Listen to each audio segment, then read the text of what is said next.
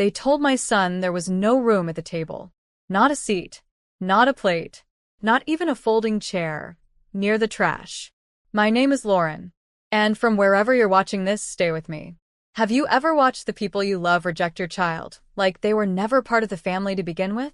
It was Christmas Eve, and I was in scrubs, elbow deep in back-to-back emergencies at County General. Another 16-hour shift. Another holiday traded in for duty. But I wasn't worried. My parents had promised they'd take care of him, that he'd feel the warmth of family, even if I couldn't be there. He texted me once. Just once. Mom, they said there's no space left at the table. I'm headed home. I thought it was a joke. Until I checked the time. 6:43 p.m. Dinner had just started.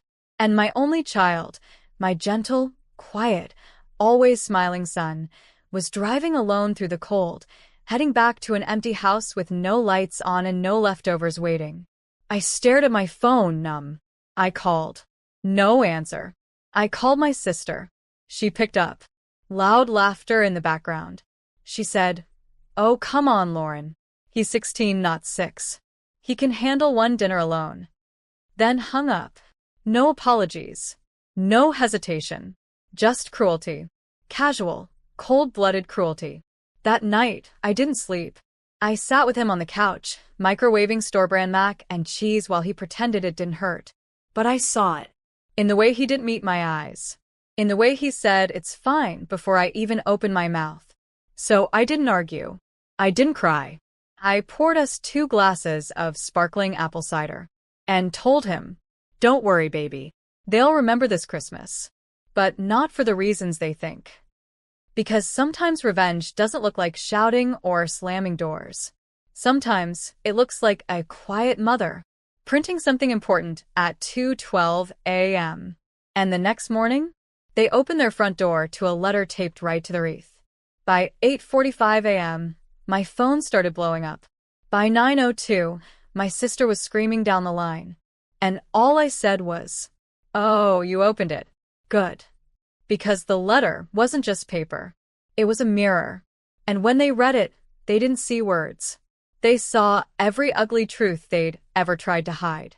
Let the holiday games begin. The letter was exactly 3 pages long. Typed, calm, deceptively polite, and signed with one name, mine. It started with a memory. Christmas 2012. You told my son he was too young to help decorate the tree, then handed the star to Lily's toddler because she was more festive. Then another. Christmas 2016. You forgot his name on the gift tag. You wrote, "To Lauren's kid" in Sharpie. And another. Christmas 2019. You made him take the photo, then posted, "Family all together," without him in it. I wasn't emotional. I was surgical. A decade of small betrayals, lined up like X-rays. Then came the second page. Legalese. Clean and brutal. Effective immediately. The deed to the family cabin in Vermont was being transferred into my name only, per the quiet refinancing I'd handled last March. The one they all signed, laughing because I was the responsible one. Effective immediately, the $12,000 property tax I'd paid for their main house, the one they still hadn't reimbursed, would be called in. With interest. Effective immediately, the family vacation fund I'd bankrolled for 8 years straight, canceled. Refunds processed. Cards reversed. And at the very bottom, please do not contact my son until you learn how to treat him like a human being. Until then, consider yourselves blocked. I didn't answer their calls that morning. Or the dozen voicemails. Not even when my sister yelled, "You're being petty over one night." Because they still didn't get it. It wasn't one night. It was every Christmas they chipped away at his spirit. Every dinner he sat at the kids' table while their kids had private bedrooms and applause. Every sideways glance when he asked to say grace. Every forgotten birthday, every secondhand gift still in the plastic. I gave them a choice for years. To see him. To really see him. Instead, they saw my child as a placeholder. An afterthought. An obligation. But now, they were starting to see him as something else. As the reason their little empire, their cozy traditions, their shared beach trips, their photo-perfect holidays, was falling apart because I wasn't just withdrawing money. I was withdrawing myself. And in doing so, I took the bridge with me. And bridges don't beg to be crossed again. They collapse quietly and leave those on the other side stranded. By New Year's Eve, the silence was louder than any explosion of fireworks. They hadn't seen it coming. Not the letter, not the fallout, definitely not the court notice that arrived on December 30th, informing them that the joint trust fund Dad set up for the grandkids had a new trustee me. They tried to call my bluff, but I wasn't bluffing. For years, I played their game, funded their flights, split their bills, bought matching pajamas for family photos, only to watch them crop my son out of the frame every single time. Now they were scrambling. My dad sent a voice note. "Lauren, you're being overdramatic. Let's talk this through like adults." My sister wrote a message so long, it needed to be sent in parts. She called it a misunderstanding, said the table was just full, said her husband forgot to bring an extra chair, said I was letting my nurse stress cloud my judgment. But I wasn't clouded. I was crystal clear. I looked at my son, 16 years old, quiet, observant, already too used to being excluded. He said nothing through all this. Didn't ask me to stop. Didn't ask for revenge. But when I told him what I'd done, how I'd shifted every account they once relied on into a separate family trust under his name, he whispered one thing. "Thank you for choosing me." That's when I knew. This wasn't about revenge. It was about repair. Repairing the years I let them chip away at his confidence. Repairing the parts of myself that always stayed silent to keep the peace. Repairing the boundary between what I owed them and what I owed my child. Because blood may be thicker than water, but respect? Respect is the real currency of family. And they'd gone bankrupt. So I didn't just cut them off. I gave them a taste of what they gave my son. A holiday alone. No cabin. No calls. No cash. And when my sister posted a New Year's picture, it was different this time. No coordinated outfits. No matching mugs. No caption. Just 3 adults sitting around a half-eaten dinner. And an empty chair in the corner. Poetic, isn't it? How the people who never made room for him suddenly had so much space. They showed up at my door on January 3rd. No warning. No text. Just 3 knocks. Sharp, desperate, and familiar. I opened the door and found my sister standing there with fake humility stretched across her face, holding a pie. A pie. Like this was some kind of sitcom apology. Behind her, my parents hovered, Dad looking everywhere but my eyes, Mom clutching her purse like it held a lifeline. "We just want to talk," my sister said. I didn't invite them in. Instead, I stepped outside and closed the door behind me. My son was inside, safe, warm. This wasn't going to touch him. Not anymore. "We were wrong," my mom started, but he should have said something if he felt left out. I blinked. "He was 16, Mom. You're the adult. You're the family." Then I asked, "What exactly are you sorry for?" They froze. Because they weren't ready for that. They wanted an emotional outburst. Not a quiet demand for specifics. "You're being unforgiving," my dad said. "Family is family." I smiled. "No. Family is action. Not blood. Not tradition. Not last names." They looked at me like I was speaking a language they'd never heard. And maybe I was. The language of boundaries. The language of finally saying no more. I handed them a folder. Inside, the documentation showing I'd legally removed their names from every shared asset. Cabin. Trust. Vacation property. Gone. "I'm not doing this to be cruel," I said. "I'm doing this because kindness with no accountability is just enabling." My sister's mouth twisted. "But what about forgiveness?" I leaned in. "I gave forgiveness. Years ago. You called it weakness." Then I pointed to the car at the curb. "You can keep the pie. It's the only thing left you brought that doesn't harm." I turned, walked back inside. Behind me, my son stood in the hallway. He looked up at me and asked, "Are they gone?" I nodded. He exhaled. And in that moment I realized something. Sometimes protecting your child means becoming the storm, not the calm, not the healer, but the reckoning. And when love is real, it doesn't ask for a seat at the table. It builds its own. 2 weeks passed. No calls. No visits. Just silence. Bitter, hollow silence from the people who once never stopped asking for favors. But the town talked. Oh, they always talk. Especially when a nice family like mine suddenly cancels their annual winter retreat. Especially when their accounts freeze and their pictures vanish from the cabin's Airbnb listing. They spun stories, of course. My sister told her friends I was having a breakdown. My mom whispered I'd gone rogue after too many night shifts. My dad? He told the church I was just dealing with trauma and would come to my senses eventually. But no one mentioned the boy they'd forgotten. The boy who drove home alone on Christmas night with a smile still painted on just to protect me. They erased him from the narrative. Again. So, I did something they didn't expect. I wrote a letter. This time for the world. I posted it on my private blog. No names. No slander. Just truth. On Christmas night, my teenage son was turned away from the table where he should have been welcomed with open arms. He ate alone in a cold house while laughter echoed from a room he wasn't allowed to enter. This isn't about revenge. It's about awareness. Silence can look like strength, but sometimes it's just inherited pain. And I'm done passing that down. It went viral. Thousands of comments. Messages from strangers. Other mothers. Other daughters. People who'd sat beside trash cans, been cropped out of photos, or walked home from celebrations where their names were never said aloud.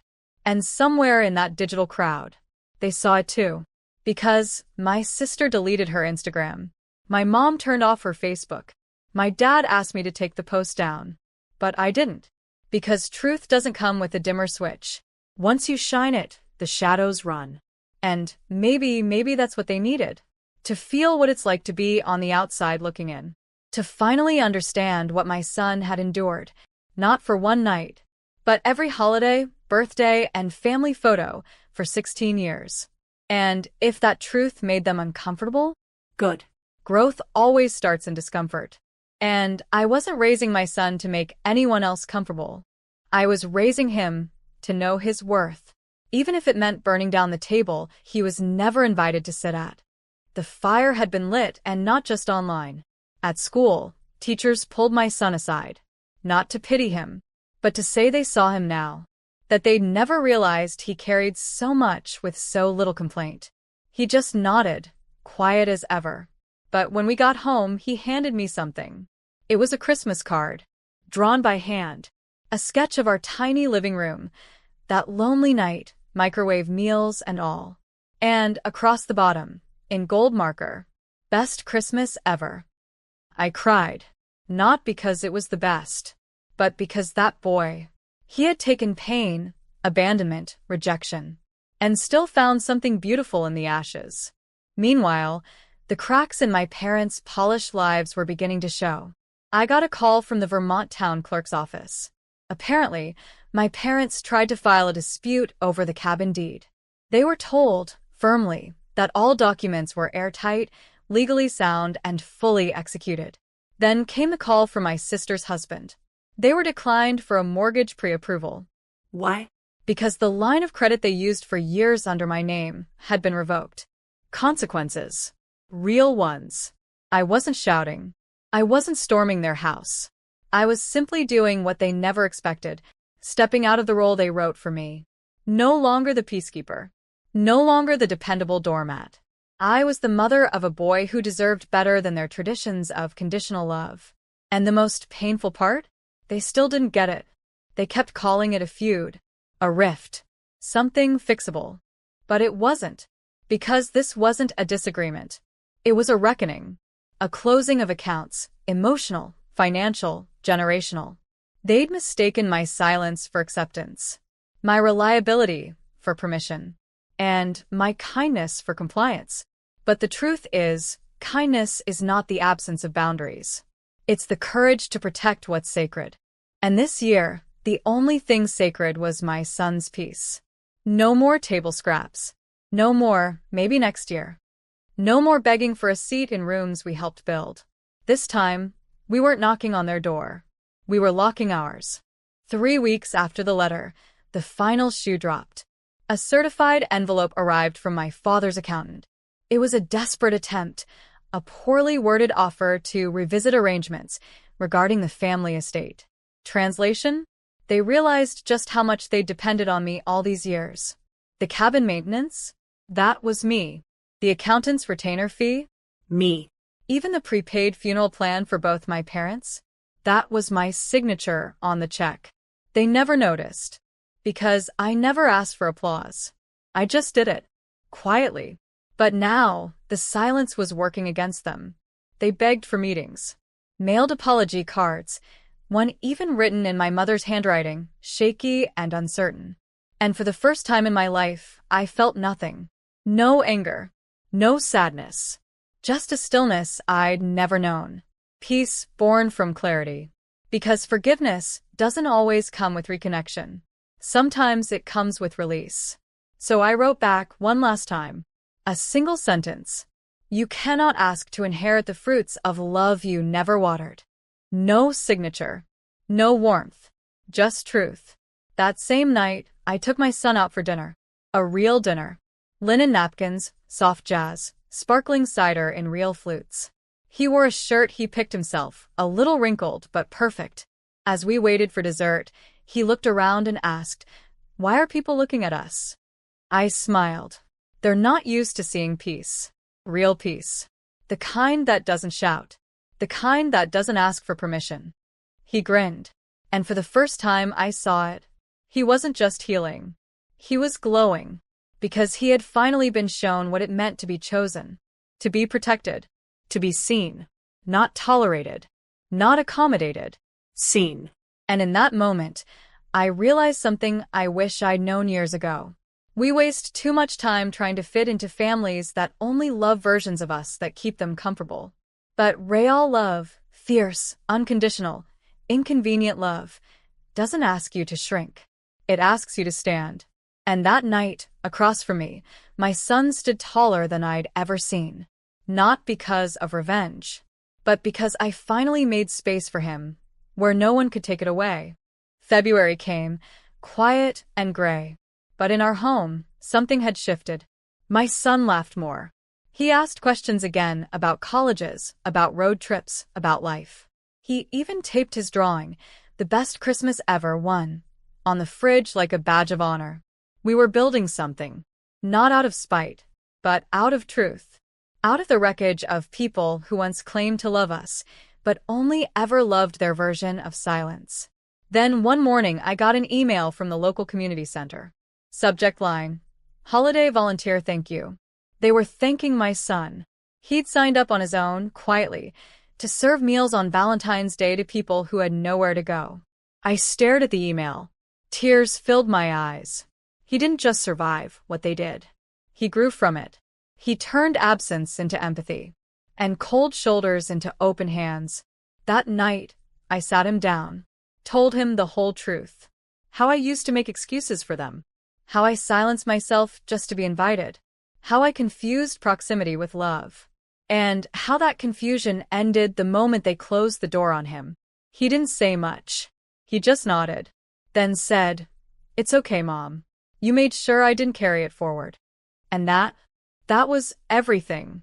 Because cycles don't end in explosions. They end in choices. And I chose to end ours the moment they chose a holiday photo over a human heart. I've learned that not everyone who shares your blood is your family.